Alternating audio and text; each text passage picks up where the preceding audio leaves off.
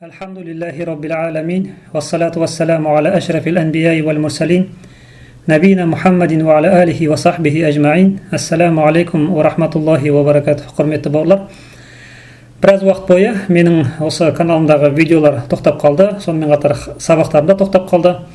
Денсаулығыма байланысты белгілі бір уақыт бойы мен ешқандай активность жүргізе алмадым. Қазір міне Алланың қалауымен денсаулығымыз біраз жақсарғандықтан осы видеоларды қайттан қолға алып жатырмын. Сонымен қатар Алла қаласа осы жақын арада сабақтарым да басталады. Сонымен қатар 2-ші қыркүйек күні Қош келдің араб тілден кітабым бойынша жаңа топты бастағалы отырмын. Жазылып отырыңыздар.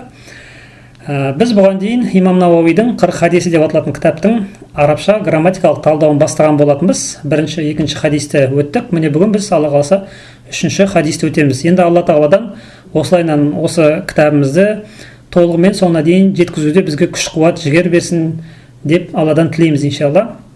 Және де сіздерде де осы кітапты соңына дейін менімен бірге осы талдап шығыңыздар, пайдаларын бірге тыңдайық. Сонымен қатар әрбір сабақ сайын хадистерді жаттап отыруға кеңес беремін. Ең жақсысы осы. Бұл 40 хадисті жақсы біліп, жақсы түсініп алған адам былайша айтқан кезде исламның негізгі ережелерінің барлығын білетін болады. Қазір енді айтарым, бұл видео бізде негізінен былайша айтқан кезде 3 бөліктен тұрады деп айтуға болады. Біріншісі, біз қазір хадисті арабша оқимыз, жылдам аударамыз да, содан кейін арабша грамматикалық талдау жасаймыз. Ол арабша сөйлеу білетін, грамматикалық талдау жасау білетін, және де менімен бірге Аджрумия, Сарф сияқты кітаптарды оқып шыққан студенттерге арналады. Бұл бірінші бөлігі. Қатардағы жалпы мұсылман бауырлар да бар, оларда да бұл видеодан пайда алу үшін енді сіздер кішкене видеоның соңына қарай айналдырып көрсеңіздер болады. Біз хадистің толық қазақша былайша айтқан кезде сөзбе-сөз дұрыс аудармасын келтіреміз соңында қазақша, және де осы хадистен алатын кейбір тәрбиелік пайдаларды айтып өтеміз иншалла. То есть былайша айтқан кезде бұл араб тілін білетін адамдарға да пайдалы видео, сонымен қатар араб тілін білмейтін адамдар үшін де бұл пайдалы болады иншалла. Енді хадисті бастайық. Әл-хадису салис, Имам Науауидің жинағында келген 40 хадисінде келген 3-ші хадис, бұл бізде Омар ибн Хаттабтың баласы Абдулла арқылы жеткен хадис. Ан Аби Абдуррахман Абдуллах ибн Умар ибн Хаттаб радиаллаху анхума قال سمعت رسول الله صلى الله عليه وسلم يقول بني الإسلام على 5 شهادة أن لا إله إلا الله وأن محمد رسول الله وإقام الصلاة وإيتاء الزكاة وحج البيت وصوم رمضان رواه البخاري ومسلم. أبو عبد الرحمن بالكنيسة أبو عبد الرحمن Абдулла ибн Омар ибн Хаттаб, яғни Омар ибн Хаттабтың баласы. Өткен хадистерде біз Омар ибн Хаттабты айтқан болсақ, мына 3-ші хадис уже бұл оның баласы арқылы жеткен хадис. Омар ибн Хаттабтың баласы Абдулла арқылы жеткен хадисте радиаллаху анхума дегеніміз бұл Омарға және оның баласы Абдуллаға қайтып тұр. Яғни Алла тағала ол екеуіне разы болсын дейді. Осы кісіден жеткен хадисте қал, ол кісі айтты: Сами'ту Расулаллахи саллаллаху алейхи ва саллама яқул дейді. Мен Алла елшісінің былай деп тұрғанын естідім дейді. Алла елшісі не дейді? Буниял исламу аля 5 дейді. Ислам 5 нәрсеге құрылған. Мынау 5 дегеніміз негізінен бұл жердегі аудармасы ислам 5-еуде құрылған. 5 тіректе, 5 діңгекте, 5 парызда. Оны жаңағы несін біз қазір түсіндіреміз иншалла. Хадистің төмен жағында біз аударма жасағанда түсіндіреміз. Бірақ та сөзбе-сөз несі? Ислам 5-еуде құрылған. Біріншісі шахадати ла илаха иллаллах, Алладан өзге тәңір жоқ екендігіне, ва анна Мухаммад расулуллах, және Мұхаммед Алланың елшісі екендігіне шахада, куәлік келтіруде. Бұл біріншісі. Екіншісі ва иқамис сала, намазды толық әрі түзу орындауда. Үшіншісі ва итаиз зака, зекетті беруде. Төртіншісі ва хаджил бейт, үйге қажылық жасауда. Үй дегеніміз яғни қағбаға қажылық жасауда. Бұл төртіншісі. Сосын ва сауми рамадан, және Рамазанда ораза ұстауда. Міне осы 5-еуі бізде немене? Мынау 5. Осы 5 нәрсе. Осы 5 нәрседе ислам құрылған деп Алла елшісі саллаллаху алейхи ва саллям айтты. Бұл хадисті бізде Равахул Бухари ва Муслим. Бұл муттафақун алейх. Ислам ғалымдары мұхадистер бір ауыздан келіскен хадис. Бұл жерде исламның жалпы 5 парыз айтылады. Енді біз бұған грамматикалық талдау жасайық. Содан кейін иншалла қазір біз бұны аударамыз. Ан Аби Абдуррахман Абдуллах ибн Умар ибн Хаттаб дейді. Омар ибн Хаттабтың баласы Абдулла арқылы, оның күниясы Абу Абдуррахман арқылы жетілген, яғни риуаят етілген хадис бұл. радиаллаху анхума деп, бұл жаңа айтқанымыздай Омар мен Абдуллаға қайтып тұр, яғни Алла ол екеуіне разы болсын дейді. Енді осы сөйлемнің грамматикалық талдауы былай болады. Ан, мынау бірінші, харфу жар мабниун аля сукун, ла махалла лаху мин ал-i'раб. Бұл харфу жарлар араб тілінде бізде ылғида сөйлемнің ішінде ла махалла лаху мин ал-i'раб болады. Одан кейін аби, мажрур би ан. Мынау аби деген сөзіміз анның себебінен мажрур болып тұр. Мынау аби деген сөзіміз негізі асмаул хамса. Асмаул хамса бізде бұл абу, немесе аба, немесе аби болып үш түрлі жазыла алады. Және де олар иғрапталған кезде, мысалы басқа сөздер харакат арқылы иғрапталатын болса, осындай 5 сөз бар. Бұл 5 сөздер бізде вау арқылы, алиф арқылы, я арқылы иғрапталады. Сонда міне мынау аби деп яның келу себебі, ол мынау анның себебінен мажрур болып тұр. Ал бұл сөзіміз біздің харакатпен иғрапталмайды. Бұл бізде міне көрсеткенімізден ваумен, алифпен, ямен иғрапталады. Сонда бұл анның себебінен аби болып ямен иғрапталып тұр. Сол үшін айтамыз аби мажрур би ан. Аби деген сөзіміз анның себебінен мажрур болып тұр. Ва аламату жаррихи, оның мажрур екендігінің белгісі әл-я. Мынау соңында тұрған я, оның мажрур екендігін білдіріп тұратын белгі. Ниябатан анил касра, ол касраның орнынан келген. Өйткені мажрурдың негізгі белгісі бізде касра. Ал енді бұл жерде, бұл сөзде именно касра келе алмаған, ол жерде я келген. Ол касраның орнынан наиб болып келген. Неге? Өйткені лианнаху минал асмаил хамса. Өйткені мынау абу деген сөзіміз біздің асмаул хамса. Араб тілінде осындай 5 сөз бар. Ол 5 сөздер харакатпен иғрапталмайды, алифпен, ваумен, ямен иғрапталады. Ары қарай ва хуа мудаф. Және бұл сөз өзі мудаф. Абди мудафун илейхи мажрур ва аламату жаррихи ал-касра. Абди деген сөзіміз мажрур болып тұр. Неге? Өйткені ол мынау сөзге матаса байланысып тұр, изафеттік тіркеспен байланысып тұр. Түсіндіңіздер ғой? Ары қарай бұл абд деген сөздің өзі де мудаф. То есть абду деген сөзіміз мудафун илейхи мажрур ва аламату жаррихи ал-касра ва хуа мудаф. Өйткені ол уже мынау сөзбен матаса байланысып тұр. Келесі сөйлеміміз ар-рахмани мудафун илейхи мажрур ва аламату жаррихи ал-касра ал-захира. Түсіндіңіздер ғой? Демек міне мынауымыз біздің кунья. Арабтарда бұрыннан келе жатқан бір салт бар, қазіргі кезде де арабтарда бар. Бір адамға атын атамау үшін, оған құрмет көрсету мақсатында оған мысалы абу деп барып бір нәрсе айтып барып, содан кейін барып атын айтады. Мысалы пайғамбар саллаллаху алейхи вассаламның куньясы қандай болған? Абул Қасим. Немесе Омардың куньясы қалай еді? Абу Хафс. Тура сол сияқты мына жердегі хадистегі Абдулланың куньясы қандай? Абу Абдуррахман. Немесе Умму Кульсум, немесе Уммул Мумини деген сияқты осындай абу немесе умму арқылы басталатын сөздердің бәрі кунья деп аталады араб тілінде. Және ол адамға атын атамау үшін құрмет мақсатында осылай қосылатын болған. Ары қарай енді хадистің негізгі жеткізушісі кім бізде? Абдулла. То есть бұл жерде хадистің негізгі жеткізушісі меңзеліп тұрған адам Абдулла болғандықтан бұл бізде иғрапта не болады? Абди бадал мин аби. Мынауымыз біздің бадал болады. Өйткені негізгі меңзеліп тұрған міне осы. Кез келген сөйлемде негізгі меңзеліп тұрған сөзіміз біздің бадал болады. Алдынан бір сөз тұрып, одан кейін сөз келсе, және негізгі меңзеліп тұрған сол болса, онда ол бадал болады. Сонда абди бадалун мин аби.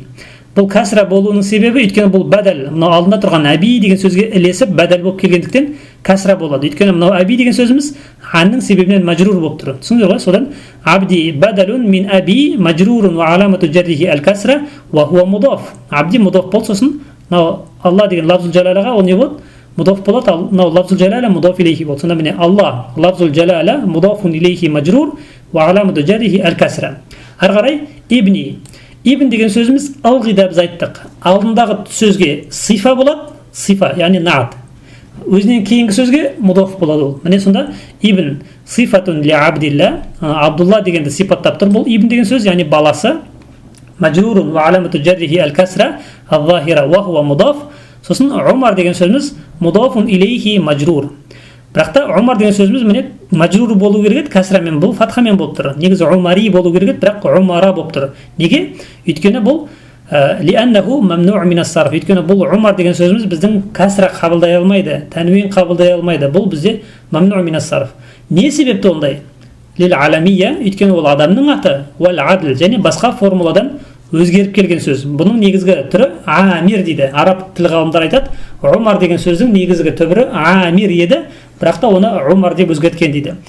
Біз бірақ үйреткен кезде жеңілдік мақсатында айттық. Фуал формуласымен адамның аттары келсе, олардың барлығы тәнвин қабылдамайды, оларға касра қойылмайды. Мысалы Абу Ханифа мазхабындағы үлкен ғалымдардың бірі Зуфар деген адамның аты бар, ол кісі тоже Зуфару болады, егер алдына ан қойсаңыз, ан Зуфара болады. Зуфара тура сол сияқты Омар. Енді біз бұған дейінгі хадистерді талдадық, сол үшін көп тоқтамаймыз. Әрі қарай ибн, жаңа айтқанымыздай, алдындағы сөзге сипат болады, кейінгі сөзге мудоф болады. Міне ибн сифатун ли Умар мажрур ва аламату джаррихи аль-касра ал-захира ва хува мудоф, аль-Хаттаби мудофун илейхи мажрур ва аламату джаррихи аль-касра ал-захира. Әрі қарай бізде радиаллаху анхума деген, ол екеуіне Алла разы болсын деген сияқты сөйлем келді. Бұны біз не дедік?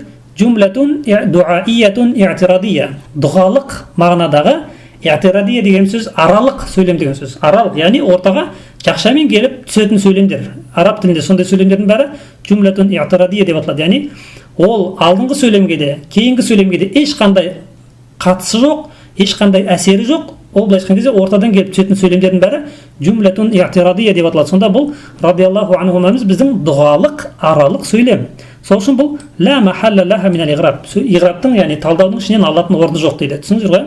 Әрі қарай уәл жар уәл мажрур дейді. Жар мен мажрур ол мынау міне бірінші тоқсан ан аби деп басталатын. Мынау жар мен мажрур не дейді? Мутааллиқ би махзуф. Құлап қалған бір сөзбен байланысып тұр ол дейді. Юфассируху раваху ал-Бухари ва Муслим. Ал-Бухари мен Муслим риуаят етті деген сөйлем түсіндіріп тұратын бір сөзбен олар байланысып тұр дейді. Хадистің соңындағы. То есть біз бұған дейін айттық сіздерге, тағы да бір ескертіп кетейін енді. Араб тілінде жар мен мажрур ешқашан сөйлемде дербес өз алдында тұра алмайды олар. Жар мен мажрур ылғи да біреумен байланысып тұру керек. Не ол алдында тұрған етістікпен байланысып тұрады, етістік ішінде жоқ болатын болса, онда ол құлап қалған бір сөзбен байланысып тұрады ылғи да. Мысалы қараңыздар, бисмиллахир-рахманир-рахим деп айтамыз. Аса қамқор ерекше мейірімді Алланың атымен деген кезде бұл сөйлемде бастаймын деген сөз жоқ. Бұл жерде аса қамқор ерекше мейірімді Алланың атымен деген ғана бар. Бисмиллахир-рахманир-рахим. Ал енді бастаймын деген сөз қайдан шықты десе, ғалымдар оны жасырын тұр деп айтады. Өйткені жар мен мажрур араб тілінде өздігінен бүйтіп сөйлем болып келе алмайды дейді. Түсіндіңіздер ғой? Сол үшін олар бастаймын деген сөзді әкеп қосқан. Тура сол сияқты мына жерде мынау ан деп бастап тұрғандықтан сөйлем, бұндай сөйлем араб тілінде бола алмайды. Міндетті түрде бұл бір нәрсемен байланысып тұру керек. Немен байланысып тұр? Рауа деген сөз бар. Рауа Ал-Бухари ва Муслим. Бухари мен Муслим риуаят етті ан аби деп келеді. Көрдіңіздер ме? Бухари мен Муслим Абу Абдурахман арқылы риуаят етті деп міне осындай мынандай сөз бізде жасырын тұр. Міне сол үшін айтады, мынау жар мен мажрурымыз құлап қалған бір сөзбен байланысып тұр. Ол сөзіміз біздің мынау хадистің соңындағы міне рауахул Бухари деген сөйлем түсіндіретін рауа деген сөйлем дейді. Міне солмен байланысып тұр дейді. Абдулла ибн Омар айтады, айтты, не дейді? Сами'ту Расулаллахи саллаллаху алейхи ва саллям яқул дейді. Мен Алла елшісінің айтып былай деп айтқанын естідім дейді. Мынау сами'ту естідім деген сөйлем, құрметті бауырлар, хадис саласында өте маңызды сөйлемдердің бірі. Біздің ислам шариғатының хадис ілімінің әсіресе осындай керемет ерекше тұсы міне осында. Хадис жеткізуші ғалымдар бір-бірінен еститін болған, тіке байланыс болатын болған. Сол себепті біз осындай сөздерді көп көреміз. Сами'ту, хаддатана, ахбарана деген сияқты сондай сөздерді естиміз. Бұның барлығы хадис жеткізушілердің ортасында прямой байланыс болғандығы, бірі-бірінен естігендігі, біреу екіншісіне айтқандығы білініп тұрады. Міне сондықтан бұндай хадистер сенімді болады және олар қабылданады.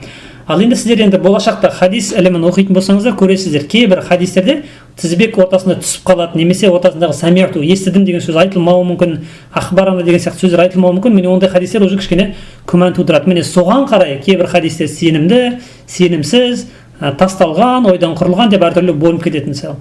Ал енді мынау сами'ту деген сөз қарайтын болсаңыздар, Ибн Омар, ол кісі жас сахаба болған, Ибн Омар. Сонда Ибн Омар, яғни Омардың баласы жаңағы Абдулла айтып отыр, мен бұны Абу Бәкірден, Омардан, Османнан естіген жоқпын дейді. Мен бұны прямой Алла елшісінің саллаллаху алейхи ва саллям өзінен естідім деп жатыр. Көрдіңіздер ме? Сонда бұл хадисті Алла елшісінен тікелей өзі естігендігін айтып тұр. Сонда айтады, сами'ту Расулаллахи саллаллаху алейхи ва саллям яқул. Мен Алла елшісінің былай дегенін естідім дейді. Қала дегеніміз енді алдындағы сөйлем сияқты фи'л мади мабни алал фатх. Қала дегеніміз бізде мабни алал фатх, фаилуху дамирун мустатирун фихи жауазан тақдируху хуа. Қала кім айтты? Ол айтты деп мынау жасырын ішінде ол деген сөз бар. Яуду аля Абдуллах ибн Омар. Абдулла ибн Омарға қайтып тұрған ішінде мына ішінде хуа деген сөз бар. Ол айтты. Кім? Абдулла ибн Омар. Ол не деп айтты? Сами'ту. Мен естідім дейді. Сами'a فعل ماضي مبني على السكون لاتصاله بتاء الفاعل. سامع деген естігіміз міне мынау сукунге мәбни болып тұр. Неге? Өйткені ол мынау тәға қосылып тұр. араб тілінде та, ту, ти, на деген сияқты дамирлерге, есімдіктерге қосылған етістіктер ылғи да мәбни аля сукун болады. Та дейді, мен сіздерге өткенде айттым, иә, ту деп айтпаймыз біз жалғыз ғана әріп болса ылғи да әріптің атын айтамыз. Сол себепті біз ту дамир деп айтпаймыз, біз аттау дамирун мәбниун аля дам фи махалли рафа фаил. Самианың атқарушысы ол ту. Кім естіді? Мен естідім. Етістігіміз, етістікті атқарушы. Кім естіді? Мен естідім. Етістікпен атқарушысы бар. Енді ары қарай қараңыздар. Кімді естідім? Расулаллахи, Алла елшісін естідім. Көрдіңіздер ме? Мынау бізде толықтауыш, яғни мафулун бихи болды. Сонда аттау дамирун мабниун аля дам фи махалли рафа фаил болды. Одан кейін расула мафулун бихи мансуб ва аламату насбихи аль-фатха ва хува мудаф. Allah lafzul jalala mudafun ilayhi majrur wa alamatu jarrihi al-kasra adh-dhahira. Ары қарай ва жумлату мынаяқта мынау белгі кетіп қалыпты. Бұл енді бізде негізі мынау саллаллаху алейхи вассалам деген мынау белгі еді. Просто мынау программа оқымай қалған, содан мынаяқта мынадай белгі түсіп қалған. Негізі бұл жерде саллаллаху алейхи вассалам деген сөйлем. Ол немене? Жумлатун дуаиятун i'тирадия. Жаңа айтқанымыздай дұғалық аралық сөйлем. Бағанағы радиаллаху анху сияқты ла махалла лаха минал ғираб. Енді бұны біз каждый раз осылай өтіп кете береміз. Ары қарай яқулу дегеніміз бізде фи'л мудари' марфу'. Мынау яқулу дегеніміз міне мынау немен марфу' екендігін біліп тұрмыз. Ва литажаррудихи минан насиби вал жазими. Етістіктерді иғраб жасаған кезде біз ылғи да просто алдына қараймыз. Алдында харфтар бар ма, жоқ па? Жоқ па, онда ол марфу' болады сразу. Алдынан насып қылушы харфтар келді ма, онда мансуб болады. Алдынан жазым қылдырушы харфтар келе ма, мәжзум болады. Алдына жерде қараңыздар. Яқулудың алдында ешқандай харф бар ма? Жоқ. Демек бұл бізде марфу' болады. Сол үшін біз фи'л мудари' марфу' литажаррудихи минан насиби вал жазими дейді. Насып қылдырушы, жазым қылдырушы харфтар болмағандықтан ол бізде марфу' болып тұр. Ва аламату рафихи, етістіктің енді марфу' болуының белгісі ол мынау төбесінде тұрған дамма. Ва аламату рафихи ад-даммату захира. Ары қарай кім бұл етістікті атқарушы? Біз айттық, иә, араб тілінде біз талдау жасаған кезде етістік айтылды ма, міндетті түрде оның атқарушысын іздеуіміз керекпіз. Кім айтты? Сонда ва фаилуху, оның атқарушысы, айтушысы дамирун мустатирун тақдируху хуа яуду иля расулилlah. Мынаның ішінде яқулу, ол айтты деп, ол деген ішінде есімдік жасырын жатыр. Ол деген есімдік кімге айтады? Алла елшісіне. Сонда қараңыз, мен Алла елшісін саллаллаху алейхи вассалам естідім, ол айтты деген сияқты ішінде жасырын жатыр. Сонда мынау яқулу фаилуху атқарушысы ішінде. Ол мынау Расулуллахқа қайтып тұр. Енді қараңыздар, мына жерде тағы да мынандай бір нәрсе бар. Жумлату яқулу дейді. Мынау яқулу деген сөйлеміміз фи махалли насбин хал мин расулилlah. لأن الجمل بعد المعارف أحوال. Міне мынау сөйлем өте маңызды. Мен сіздерге бұған тағы да тоқтаймын. Тағы да ескертемін. Қараңыздар енді. Осы жерде жылдам тоқтап жүрейін. Яқулу дегеніміз бірақ сөз. Бірақ араб тілінде етістіктер ылғи да сөйлем болып табылады. Неге? Өйткені етістіктің ішінде ылғи да атқарушысы болады, жаңа айтқанымыздай. Яқулу мән хуа. Көрдіңіз бе? Ол айтып жатыр, айтып жатқаным деген сияқты уже сөйлем болып тұр. Демек, мынау бізде бір сөз емес екен, бұл уже бізде сөйлем. Бұл бір мәселе шешілді. Ары қарай екінші бір ереже бар араб тілінде, естеріңізде бар болса, белгілі сөздерден кейін міне мағариф, белгілі сөздерден кейін егерде сөйлемдер келсе дейді, мысалы белгілі жағдайда тұрған сөз болатын болса, белгілі, иә? Ода осыдан кейін бір сөйлем келсе, онда олар хал болады. Хал. Ал егерде белгісіз жағдайда, алиф ләмсіз тұрған, белгісіз жағдайда тұрған сөзден кейін сөйлем келетін болса, онда ол наат, яғни сифа болады. Сифа, наат. То есть қараңыздар, құрметті болар. Расулулла дегеніміз бізде белгілі жағдайда тұрған сөз болғандықтан, мынау сөйлеміміз біздің мынаның халі болады. Сонда Ибн Омар, Абдулла ибн Омар айтады, мен Алла елшісінің осылай деп тұрған халінде естідім ол кісіні дейді. То есть Алла елшісін естіген, Алла елшісі осылай айтып тұрған кезде дейді. Түсіндіңіздер ме? Сонда демек мынау сөйлеміміз біздің хал болады. Осы жерде мен жаңа тоқтап айтқым келгені міне осы. Белгілі жағдайда тұрған сөздерден кейін сөйлем келсе, ол хал болады. Ал хал болса не болады? Фи махалли насб. Фи махалли насб. Мынау біздің яқулу деген сөйлеміміз фи махалли насб. Өйткені халдар бізде насб жағдайында келеді. Насбтың 11 орны болатын болса, соның біреуі хал, иә? Міне. Ал егерде белгісіз сөзден кейін келсе, онда ол бізде сифа болушы еді. Ары қарай кеттік. Енді ва жумлату сами'ту, енді мынау сөйлеміміз толығымен не болады? Қаладан кейін келіп тұр, оны біз білеміз, иә? Фи махалли насб мақулул қаул. Кез келген қаладан кейінгі сөйлемнің барлығы насб жағдайында қаланың мақулы болып қалады. Яғни мафулу бихи деген сияқты мағынада. түсіндіңіздер ғой? Демек, Абдулла ибн Омар тікелей Алла елшісінен ешқандай ортақсыз естігендігін айтып тұр. Алла елшісі былай деп тұрған естідім дейді. Не деді ол кісі? Буниял исламу аля хамс. Ислам бесеуде құрылған дейді. Алла елшісі саллаллаху ислам бесеуде құрылған дейді. Мынау буния дегеніміз ырықсыз етіспен жасалып тұр. Мысалы қараңыздар, катаба жазды, кутиба жазылды. Етістіктің бірінші әрпіне дамма беріп, предпоследний әрпіне кәсіра берген жағдайда ол ырықсыз етісті білдіріп кетеді. Алды деген сияқты. Жазды, қараңыз, катаба жазды болса, кутиба жазылды. Хулиқа жаратылды. Тура сол сияқты мына жерде міне буния құрылды дейді. Ислам құрылды. Аля хамс бесеуде. Аля дегеніміз үстіндегі дегенді білдіреді. Сонда ислам бес нәрсенің үстінде құрылды дейді. Мынау хамс деген сөзден кейін ешқандай сөз айтылмаған. Бірақ қазақша аудармаларда біз көреміз. Ислам бес діңгекке құрылған, ислам бес негізге құрылған, ислам бес парызға құрылған деп әртүрлі аудармада әртүрлі сөздерді сіздер көресіздер. Содан кейін кейбір адамдар түсінбей жатады. Неге мына жақта бір жерде діңгек дейді, бір жерде тірек дейді, бір жерде ұстын деп айтады, бір жерде парыз деп айтады деген сияқты. Өйткені ол сөз хадисте айтылмаған. Түсіндіңіздер ғой? Бірақ адамдар аударған кезде мынау буния деген сөзге, құрылған деген сөзге қарап отырып, діңгек деген сөзді алған. Көбінесе діңгек деп келетін себебі осында. Өйткені кез келген үй құрылым діңгектің үстіне құрылады, дұрыс па? Тіректің үстіне құрылады. Түсіндіңіздер ғой? Сол себепті алынған. Атақта ол сөз негізінен жоқ. Сол себепті біз тікелей сөзбе сөз аударған кезде ислам бесеуде құрылған деп айтамыз. Алла елшісі саллаллаху алейхи сөйтіп айтқан. Бесеуде ислам құрылған дейді. Түсіндіңіздер ғой? Демек мынау ырықсыз етіс буния ал-исламу. Не құрылды? Ислам құрылды. Не нәрседе? Бесеуде. Иғрабына келетін болсақ, буния фи'л мади мабниюн лима лам юсамма фа'илуху дейді.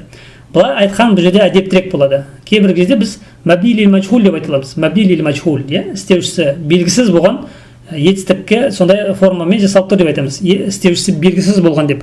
Бірақ мына жерде біз үйтіп мынау мабни лил мажхул деп айтатын болсақ, бұл Алла тағалаға қатысты кішкене әдепсіздік болып қалады. Өйткені кім құрған исламды?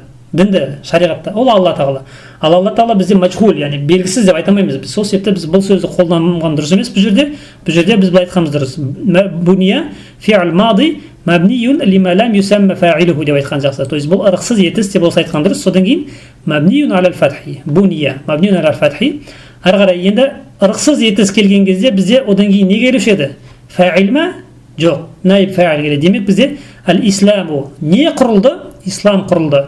Наибу фа'ил марфу'ан ва аламат рафихи ад-дамма. Міне мынау соңында ад-даммамыз біздің мынаның наибул фа'ил екендігін білдіріп тұр. Ала харфу жар мабни ала сукун, хамсин мажрур би ала. Хамс деген сөзіміз мынау аланың себебінен мажрур болып тұр. Ва аламату жарлихи ал-касра. Соңындағы мынау касрасы оның белгісі. Енді қараңыздар.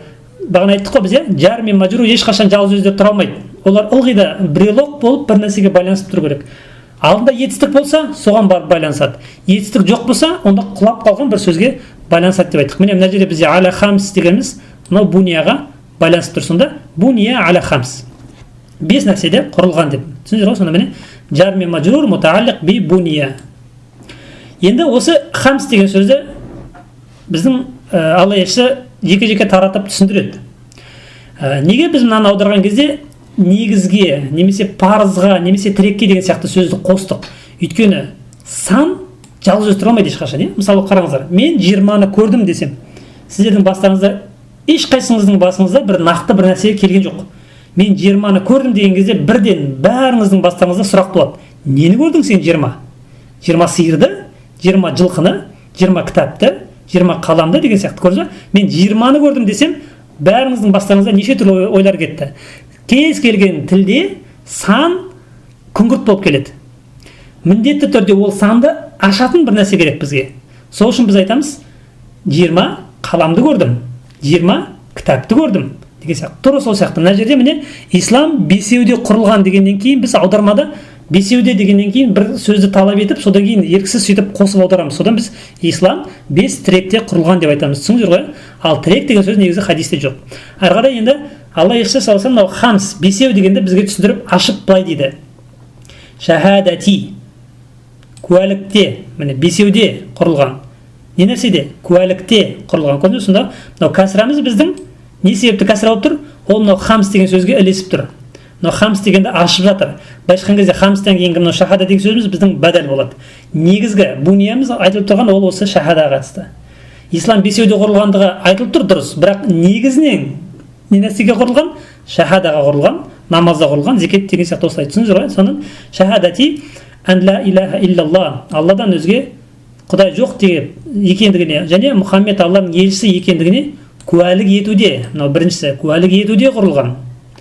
Намазды толық ары түзу орындауда құрылған. Зекетті беруде құрылған. Үйге, яғни қағбаға қажылық жасауда құрылған және Рамазанда ораза ұстауда құрылған. Түсіндіңіздер ғой? Құрылған дегенде кез келгеніне қоюға болады. Куәлік етуде құрылған, намазды толық өтеуде құрылған, зекет беруде құрылған, қажылық орындауда, яғни қажылық жасауда құрылған және Рамазанда ораза ұстауда құрылған. Енді осыны иғраб жасайтын болсақ, талдайтын болсақ, шахадати міне мәжрур болып тұр, өйткені бұл бәдәл. Бәдәл дегеніміз алдындағы сөзге ілесетіледі. Сол үшін бәдәл мин хамс, яғни хамс деген сөзге бәдәл болып тұр. Мәжрур ва аламату жария аль-касра ва хуа мудаф, өзі мудаф болып тұр. Мынау сөйлеміміз біздің қазір иғрабтан көресіздер, бұл мудаф илейх болады мынаған толығымен. Ән дегеніміз, енді өткен хадисте біз оны талдадық. Ән дегеніміз харфун мухаффаф мин әнна, негізі бұл әнна еді, бірақ та арабтар бұны жеңілдетіп ән деп айтады. Содан мухаффаф мин ән, ал оның исмі дамир шән мустатир тақдируху әннаху. Негізі бұл бұлай: шахадати әннаху ла илаха иллалла. Осылай: шахадати әннаху ла илаха иллалла. Бірақ та арабтар бұны жеңілдік мақсатымен ән деп айтады. Ән демек бізде бұл харфун мухаффаф мин әнна ва исмуху дамирун шән мустатир тақдируху әннаху. Одан кейін ла аннафия лил джинс, ла аннафия лил джинс. Біз бұны өткен хадисті талдағанда иғраптағанбыз, ла аннафия лил джинс. Яғни ла аннафия лил джинс деген сөзіміз ладан кейін айтылған сөз толықтай соның жынысынан болған нәрсенің барлығын жоққа шығарып тастауды білдіреді. Демек, мынау ла илаха деген сөйлеміміз қазақша айтқан кезде Алладан өзге Құдай жоқ деп просто естілгенмен, арабша оның мағынасы Құдай деп аталатын лайықты мүлдем ешнәрсе жоқ деген сөз. Құдай деген атауға лайықты болатын ешнәрсе жоқ дегенді білдіреді. Өйткені ла ол именно нафия лил джинс, яғни сол жыныстан болған атаулардың бәрін жоққа шығарып жіберетін деген сөз. Түсіндіңіздер ғой? Сондай бұл өте күшті ла. Сондай айтады ла илаха. Мүлдем жоқ ондай ешқандай Құдай. Нафия лил джинс харфун мабниюн аля сукун ла махалла лаху мин ал-иғраб. Но илаха дегеніміз исму ла мабниюн аля аль-фатх фи махалли насб. Осыны ұмытпаңыздар. Құрметті бауырлар, ла нафия лил джинстан кейін келетін сөз ылғида бізде мабни аля аль-фатх болады. Мансуб деп иғрабтап жүрмеңіздер. Мабни аля аль-фатх фи махалли насб болады. Ладан кейін негізі мансуб болып келу керек негізі, бірақ та ол харакатымен мансуб болып келмейді. Иғраб махаллан мансуб болып келеді. Сол үшін мабни аля аль-фатх фи махалли насб. Неге? Өйткені де аннаху муфрад. Ары қарай ва хабару ла махзуф тақдируху мавжуд. Біз айттық дейді, ла илахадан кейін мына жерде жасырын бір сөз жатады. Арабтар оны айтпайды, бірақ та түсініледі олар бірден. Мысалы ла илаха деген кезде ары қарай Құдай жоқ, мысалы. Содан кейін қосымша арабтар бір сөз жасырады. Бар болмыста Құдай жоқ. Құлшылыққа лайық Құдай жоқ. Сондай бір жасырын сөз қосады. Түсіндіңіздер ғой? Міне сол мына жерде ла илахадан кейін жасырын тұратын сөз бізде көбінесе ғалымдар маужуд деген сөз бар дейді. То есть ла илаха маужудун иллалла деп айтады. Ла илаха маужудун иллалла деп осылай иғраб жасайды осыны. Илля дегеніміз бізде адату хаср, шектеу немесе истисна мулға деп аталады. Күшін жойған истисна деп атайды. Күшін жойған истисна. Яғни күшін жойған истисна деген сөзім мына жақтан мына сөз жоқ сияқты. Ла илаха маужудун иллалла деген кезде мынау Алла мен Алла өзінің алдындағы маужуд деген сөзге иғраб жағынан ұқсас болып келеді, ал мынау илланың өзі иғрабтық тұрғыдан жоқ болып кеткен сияқты болады. Сол үшін бұны истисна мулға, яғни күші әсер етпейтін илля дейді. Мабниюн аля сукун. Аллах дегеніміз бізде лафзул жалала бадал мин хабару ла марфу ва аламат рафиhi ad-дамма. Но хабару ла дегеніміз міне ла илаха маужудун. Маужудун деген сөзіміз біздің марфу болып тұр ғой. Сол үшін иллаллаху болып мына жақта марфу болды. Өйткені бұл бадал болады. Бадал. Түсіндіңіздер ғой? Бұл иғраптық тұрғыдан, құрметті бауырлар. Иғраптық тұрғыдан. Ал енді сөйлемдік тұрғыдан аударып түсіндірген кезде Алладан өзге Құдай деп аталатын, Құдай деп аталуға лайықты, немесе құлшылық жасалуға лайықты бірде-бір Құдай жоқ деген сөз. Мүлдем Құдай жоқ дегенді білдіреді. Өйткені ла жаңа айтқанымыздай толықтай сол Құдай деген сияқты жыныстың ішіндегі барлық нәрсені шығарып тастайды. Тек қана Алла тағала ғана ондайға лайықты дейді. Ары қарай енді қараңыздар, ва жумлату ан ла илаха иллалла, мынау сөйлеміміз біздің толығымен не дейді? Маздар муаувал фи махалли жар мудафун илейхи. Біз мынаны бағана мудаф дедік қой. Ал мынау сөйлеміңіз сіздің фи махалли жар мынаған мудафун илейхи болады. Өйткені бұл маздар муаувал болады. Араб тілінде бізде ән және етістік, әнна мен оның есімі мен хабары, олардың барлығы маздар муаувал деп аталады. Болжалды маздар дейміз, немесе жасанды маздар дейміз, әртүрлі осындай. Ары қарай ва әнна, мынау вауымыз біздің мына екі сөйлемді байланыстырып тұр. Ан ла илаха илlallah мен Мұхаммад Расулаллахны байланыстырып тұр. Ва әнна вау харфу атф, әнна харфу таукид ва насих. Мұхаммадан исму әнна мансубу аламат насбихи әл-фатха, расулу ол хабару әнна. Әннаның өзі насих, мынау оның исмі, мынау оның хабары. Расул хабару әнна марфу аламат рафихи ад-дамма ва хуа мудаф. Аллахи лафзул джалала мажрур бил идафа ва аламат джарихи әл-касра. Ары қарай әнна Мұхаммадан Расулуллах деген мынау сөйлеміміз енді не дейді? Маздар муаувал, тура жаңағындай маътуфун алал маздар муаувал сабиқ. Ол мынау вау арқылы алдындағы мынау ан ла илаха иллаллахға байланысып тұрған бұл да маздар муаувал дейді. Ал алдындағы сөйлеміміз не еді біздің? Мудафун илейхи фи махалли жар мудафун илейхи дейді. Тура міне сол сияқты. Содан ва хуа айдан фи махалли жар болады. Бұл сөйлемде де бізде фи махалли жар. Ары қарай ва иқамис сала, яғни намазды толық әрі дұрыс орындауда дейді. Мынау вауымыз біздің мынау иқам деген сөзді шахадатиға қосып тұр. Мынау шахадатиға иқами қосылып тұр вау арқылы. Түсіндіңіздер ғой? Мынау вау тұрған, мынау вау. Бұл мынау сөйлеммен мынау сөйлемді қосып тұр. Ан ла илаха илlallah мен Мұхаммад Расулуллахны қосып тұр мынау вау. Ал мына жердегі вау, мынау иқам деген сөзді шахадаға қосып тұр. Түсіндіңіздер ме? Сол себепті вау иқам. الواو حرف عطف إقامي معطوف على شهادة مجرور وعلامة جره الكسرة وهو مضاف. الصلاة مضاف إليه مجرور وعلامة جره الكسرة. نماز طول قرأ تزور وإيتاء الزكاة الواو حرف عطف إيتاء معطوف على شهادة مجرور وعلامة جره الكسرة وهو مضاف. الزكاة مضاف إليه مجرور وعلامة جره الكسرة. وحج البيت حج الواو حرف عطف حج معطوف على شهادة مجرور وعلامة جره الكسرة وهو مضاف. البيت مضاف إليه مجرور وعلامة جره الكسرة. أرغري ينصون بيزنس. وصومي واو حرف عطف صومي معطوف على شهادة. бұл төрт сөздің бәрі де шахадаға байланысып тұр. Вау арқылы, ваулар арқылы. Әрі وعلامة جره الكسرة وهو مضاف. رمضان مضاف إليه مجرور وعلامة جره الفتحة. رمضان негізі рамадани еді, бірақ рамадана болды. Өйткені ниябатан анил касра لأنه ممنوع من الصرف. Өйткені бұл танвин қабылдамайтын, касра қабылдамайтын сөз. Және не себепті? للعالمية. Өйткені ол айдың атауы болып тұр. وزيادة أن في آخره. Және соңында ән деген мынандай қосымша қосылып тұр. Міне сол себепті ол рамадана болды дейді. Ары қарай рауахул Бухари ва Муслим. Бұл хадисті, яғни хадисті риwayat етті, келтірді кім? Аль-Бухари ва Муслим дейді. Бухари және Муслим дейді. Рауа дегеніміз фи'л мади мабни аля аль-фатх аль-муқаддар ман'a мин зухурихи ат-та'аззур. Рауа дегеніміз соңында фатха бар, бірақ та ол көрінбей тұр. Өйткені етістіктің соңы әлсіз әріпке аяқталып тұр. Алифке. Ары қарай рауаху оны риwayat етті. Нені? Дамирун мабниун аля дам фи махали насб маф'улун бихи. Бұл бізде фи махали насб маф'улун бихи хадиске айтып тұр. Яғни рауа хадал хадис деген сөз. Рауаху кім? Аль-Бухари. Бұл бізде фа'ил марфу ва аламат рафихи ад-дамма. Вауымыз біздің харфу атф. Мына екі сөздің ортасын байланысып тұрған вау харфу атф. Муслим аль-вау харфу атф. Муслим ма'туфун аля аль-фа'ил. Муслим Бухариға ма'туф болып тұр. Ва аламат рафихи ад-дамма. Құрметті бауырлар, енді мына жерде мына сөйлемде мен кішкентай ғана бір нәрсеге тоқтап кеткім келіп тұр. То что мына жерде қараңыздар. Шахадати ан ла илаха иллаллах деген сияқты, немесе иқамис сала, ита зака деген сияқты бұл сөйлемде зат есіммен келіп тұр.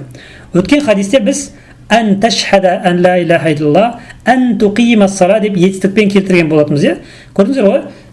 Демек, араб тілінде ән мен етістіктің қосылуы туп-тура мынау зат есіммен бірдей болады. Сіз иқамус сала деп айтсаңыз да, немесе ан туқимас сала деп айтсаңыз екеуі де бірдей. Уриду ан акула, мен тамақ жегім келіп тұр деп айтсаңыз да болады. Уридул акла десеңіз де болады. жазу. Уриду ан актуба деп, ан актуба деп етістікпен айтуға болады, немесе уридул китаба деп айтуға болады. Жазуды қалаймын. Тура сол сияқты мына жерде бізде екі түрлі хадис келген. Алдындағы хадисте ан ташхада, ан туқимас-сала, ан ту'тия зака деп келген болса, мына жерде енді сол ан мен жаңағы етістік қосылып келіп, бәрі зат есіммен келіп тұр. Шахадати ан ла илаха иллаллах, иқамис-сала, ита-из-зака деп келіп тұр. Міне осыған тоқтап кеткім келді. Енді хадистің қазақша аудармасына көз жүгіртейік. Ан Аби Абдуррахман Абдуллах ибн Умар ибн ал-Хаттаби радиаллаху анхума. Мен бұны екі түрлі аудармамен бердім. Біріншісінде міне Абу Абдуррахман Абдулла ибн Умар ибн ал-Хаттабтан, мынау тан дегеніміз біздің мынау ан. Алла ол екеуіне разы болсын. Жақшаның ішінде риуаят етіледі деп мен мына жерде қостым. Мына жақтағы жасырын рауа деген сөзді мен жақшаның ішінде бердім. Яғни Абу Абдуррахман Абдулла ибн Умар ибн ал-Хаттабтан риуаят етіледі деп мен қостым мына жерге.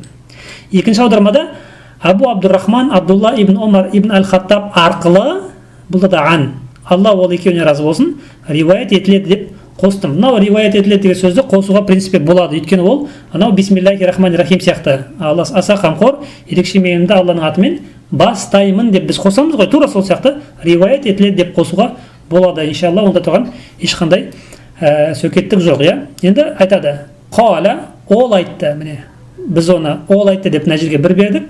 Екінші аудармада мен ол деді деп былай бердім. То есть ол айтты деп сөйлемнің басына жібердім, ол деді деп сөйлемнің соңына жібердім. Қала, ол айтты. Самиату Расулаллахи саллаллаху алейхи уассалама яқул дейді. Мен Алла елшісінің деп тұрғанын естідім. Көрдіңіз ме? Екіншісінде мен Алла елшісінің салсам дегенін естідім деп міне осылай бердік. Бұл самиату Расулаллах деген сөзіміз. Ары қарай Буниял исламу аля хамс. Ислам бесеуде құрылған. Ислам бесеуде құрылған. Немесе ислам бес діңгекке құрылған. Буниял исламу аля хамс. Мынау діңгек деген сөзді мен жақшаға алу себебім бұл хадисте жоқ. Бұл бірақ буния деген сөзден түсініліп тұр. Буния. Бұл бес нәрсе. Алладан өзге Құдайдың мүлдем деген сөзіміз жаңағы ла нафиали джинстен шығып тұр. Алладан өзге Құдайдың мүлдем жоқ екеніне және Мұхаммед Алланың елшісі екеніне куәлік келтіруде. Бұл біріншісі. Намазды түзу әрі толық орындауда. Екінші нәрсе зекетті беруде. Үшінші нәрсе үйге, яғни қағбаға қажылық жасауда және Рамазанда ауыз бекітуде құрылған дейді. Екінші аудармада тура сондай. Ислам бес діңгекке құрылған. Алладан өзге Құдайдың мүлдем жоқ екеніне және Мұхаммед Алланың елшісі екеніне куәлік келтіруде, намазды түзу әрі толық орындауда, зекетті беруде, үйге, яғни қағбаға қажылық жасауда және Рамазанда ауыз бекітуде құрылған дейді. Құрметті бауырлар, бұл хадис бізде өте ұлы хадистердің бірі. Бұл мағына бұған дейінгі хадисте негізден айтылған болатын, бірақ та біз Құран аяттарын оқып отқан кезде, хадистер оқып отқан кезде осындай маңызды нәрселердің қайта айтылғанын кездескенін байқаймыз. Неге? Маңыздылығы үшін. Бұл бес парыздың өте маңызды нәрсе екендігін білдіру үшін шариғатта бұл қайта айтылады. Сол үшін біз бұны екінші хадисте де өттік, міне үшінші хадисте де өтіп жатырмыз. Бұл бірінші мәселе. Екінші мәселе, құрметті бауырлар, бұл жерде бізде Алла салсам буния деп тұр, құрылды деп тұр. Осыған орай ғалымдар исламда былайдан мынандай бір шаңыраққа, шатер дейді ғой, шатерға ұқсатады. Содан кейін былай дейді. Шахада, мынау Алладан өзге тәңір жоқ деген шахада. Иман былай шыққан кезде бұл мынау ортасында тұратын бақан дейді. Негізгі шаңырақтың ортасын ұстап тұратын бақан дейді. Содан кейін бұның төрт мынандай тірегі бар дейді. Намаз, ораза, зекет және қажылық дейді. Ғұламалар примерно осылай түсіндіреді, құрметті бауырлар. Мен бұл жерде айтқым келіп жатқаны, бізде адам ла илаха иллалла деп негізгі жаңағыдай Аллаға иман келтіріп негізгі мұсылман болудың негізгі парызы орындалса дейді. Но қалғандары болмай жатса да ол адам мұсылман болып саналып беруі мүмкін. Мысалы, ол қажылыққа бармаған болса, зекет бермеген болса, ораза ұстамаған болса, сосын мынау намаз деген мәселеден ғалымдардың әртүрлі пікірлері бар. Біреулері намазды тастаған адам кәпір болады дейді, біреулері кәпір болмайды дейді. Жалпы ол ғалымдардың ортасындағы пікірталас. Бірақ жалпы мына төртеуі орындалмағанның өзінде адам ислам, яғни мұсылман деген нәрседен шықпайды. Мұсылман деген, өйткені мынау негізгі шаңырақты ұстап тұрған діңгек, бұл бақан осылай ұстап тұрады екен шаңырақты, түсіңіздер ме? Ал енді егер де мынау болмайтын болса, мынау ортадағы бақан, мыналардан ешқандай пайда жоқ. Қалған төртеуінен пайда жоқ. Өйткені адам Аллаға сенбесе, оның еліктеп жаңағыдай ораза ұстағаны, еліктеп біреумен жаңағы намаз оқыған, басқа ешқандай қажет жоқ. Өйткені негізгі нәрсе ол Аллаға сену. Сол үшін ғалымдар бұл хадисті өйстіп түсіндіреді екен. Ислам, мынау ислам деген сіздің үлкен шаңырағыңыз дейді. Осы 5 тірекке құрылған. Бірақ осының ішіндегі негізгі бақаны ол шахадату ла илаха иллаллах, Алладан өзге құдай жоқ деп куәлік келтіру және Мұхаммед Алланың елшісі деп куәлік келтіру дейді. Міне сол негізгі бақан дейді. Содан кейін намаз оқу деген тірек, одан кейін зекет беру деген тірек, сосын қажылық жасау деген тірек және Рамазан айында ораза ұстау деген тірек. Міне осындай 5 тірегі бар екен. Бірінші мынау шахадату ла илаха иллаллах дегеніміз, құрметті бауырлар, Алладан өзге құлшылыққа лайықты құдай жоқ деп сену, жалғыз ғана Алланы жаратушы деп білу, Алланың жаңағыдай сипаттары Құранда, хадисте келген сипаттар бойынша Алла тағалаға ешкімді еш нәрсеге ұқсатпай, жаратылысқа Алла тағаланы ұқсатпай, Алла тағалаға ешқандай мекен бермей, былайша айтқан кезде енді ақидада өткен еліңізді білесіздер, сол бойынша Аллаға толығымен иман келтіру. Содан кейін Алланың елшісіне еліктеу, Мұхаммед пайғамбарымызды Алланың елшісі деп білу және ол кісіге еліктеу. Осы екеуі мынау бір ғана сөйлеміміз біздің барлық құлшылығымыздың былайша айтқан кезде бұл таразысы. Осы екі-ақ сөйлем біздің барлық құлшылығымыздың таразысы. Мысалы, сіз намаз оқуға келдіңіз ғой. Кімге арнайсың сен намазыңды? Аллаға. Өйткені құлшылығың, сенің намазың, оразаң бәрі Аллаға арналу керек. Жақсы, ықылас дейді оны. Ниетің дұрыс екен. Әрі қарай енді сен жапа тармағай қалай болса солай оқисың ба? Намаз деген бір орында секіру, жерге жата қалып аунау жоқ. Пайғамбарымыздың саллаллаху алейхи вассалам сүннетінде қалай келген, солай орындау. Көрдіңіздер ме? Сонда кез келген құлшылығыңыз міне осы екі призмадан өту керек. Ораза. Таңертеңнен кешке дейін ұстаймын дейсіз. Қайдан білдің? Алла елшісінің саллаллаху алейхи вассалам сүннетінен білдіңіз. Кімге арнайсың оразаны? Аллаға міне. Аллаға арнайсың бұл ықылас, сосын Алла елшісінің саллаллаху алейхи вассалам сүннетіне сәйкес. Тура сол сияқты. Намазда да тура сондай. Тура сол сияқты қажылық, ораза, зекет тағы басқа деген сияқты. Бірақ та енді біздің өзіміздің тарапымыздан біз кез келген құлшылықтың түрін өзіміз оқып, өзіміз біліп жүріп кете алмаймыз. Сол себепті біз бұл мәселелерде үлкен ғалымдарға сүйенеміз. Бізде исламның үлкен ғалымдары бар. Ол бізде 4 ұлы мазхаб, ол Абу Ханифа, Шафиғи, Малик және Ахмад ибн Хамбал. Осы 4-інің соңынан ереді мұсылмандар. Мысалы, біздің Қазақстандағы мұсылмандарымыз біздің Абу Ханифа мазхабы бойынша ереміз. Біз Абу Ханифаның артынан ермейміз. Абу Ханифа бізге осы хадистердің барлығын, Құран аяттардың бәрін түсіндіріп кеткен, сүннеттің жолын қалай болатынын түсіндіріп кеткен. Міне біз соған ереміз. Түсіндіңіз ғой?